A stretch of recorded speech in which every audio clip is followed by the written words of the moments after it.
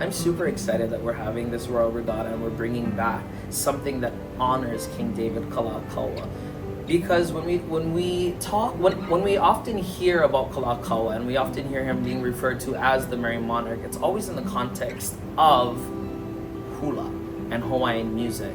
But Kalākaua's role in trying to revitalize and create this resurgency of Hawaiian pride extends beyond that. And I think as Hawaiians, we recognize, right, that our well-being is intrinsically linked to the ocean, and that's seen not just in culture, in our culture, our cultural stories and our cultural practices, but it's also seen in our modern day legal cases. Hawaii is the reason that the United States has such in-depth water access laws. Hawaii is the reason that the United States has laws that mirror ours that says no one can own the beach. And that comes from our connection to the water.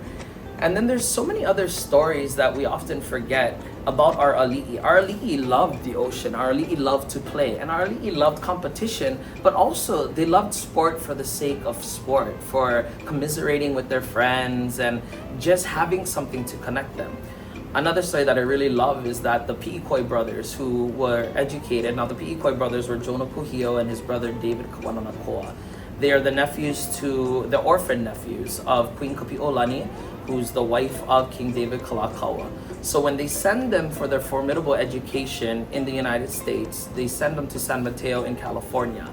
They become the very first people, the first two people to surf at Santa Cruz.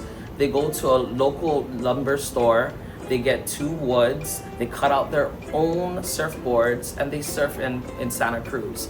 They then, a year later, go to England and they do the exact same thing.